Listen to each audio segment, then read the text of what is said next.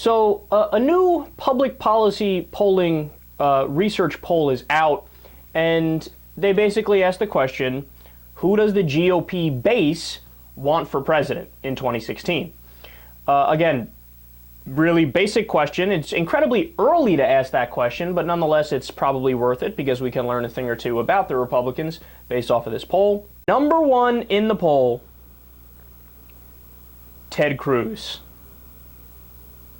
Ted Cruz got number one. What is wrong with conservatives, man? What is wrong with the Republican base?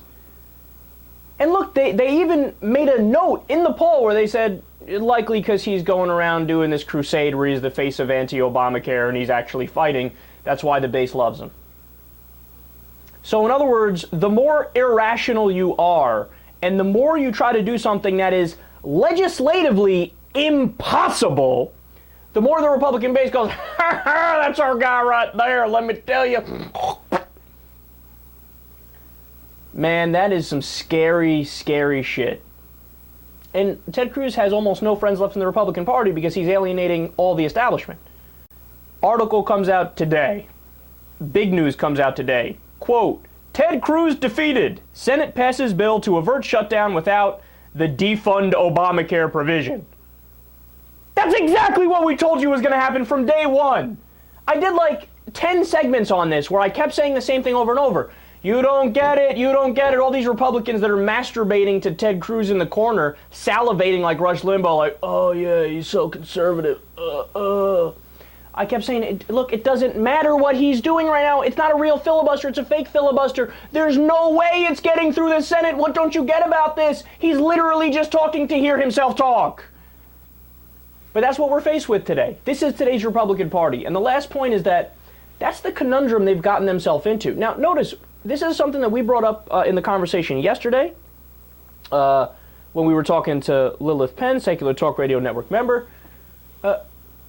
The Republican Party is in the ultimate paradox because in order for somebody to get through the primary, they need to be insane like Ted Cruz. They need to run so far to the right that they're virtually in favor of fascism and they want to replace the Bill of Rights with the Ten Commandments. And you name it, whatever right-wing pet idea you can think of, that's what you need to advocate for, doubling Guantanamo Bay like Mitt Romney said. But then when you get to the general election, the sane people in the country, which is 60% or so, look at you, I'm not voting for this fucking guy. Did you hear what he said in the primary? So they've set themselves up in a lose-lose scenario. Whoever wins the primary is guaranteed to lose the general election.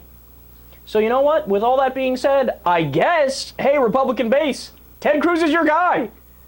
Go ahead, vote, get him through the primary. Watch what happens. Watch what happens. The Democrats can run a fucking broomstick against Ted Cruz and win a general election. Are you kidding me? Ted Cruz, you're going to run in a general election. Ted Cruz is a guy whose unlikability is only rivaled by that of pompous-ass Newt Gingrich.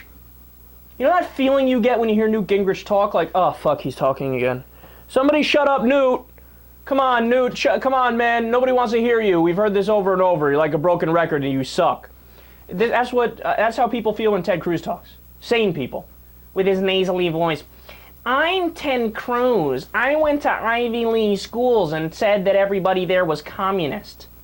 And I told you, remember, Ted Cruz is trying to do this fake, like, I'm the man of the people populist movement here. And that's what the dumbass Republicans think he's actually in favor of.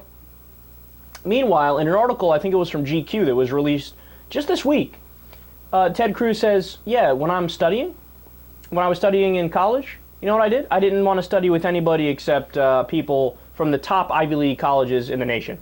So even if you're from one of the lower level Ivy Leagues, oh, please get away from me. I cannot converse with these common folk. I need to only be amongst the elite who know the best of everything.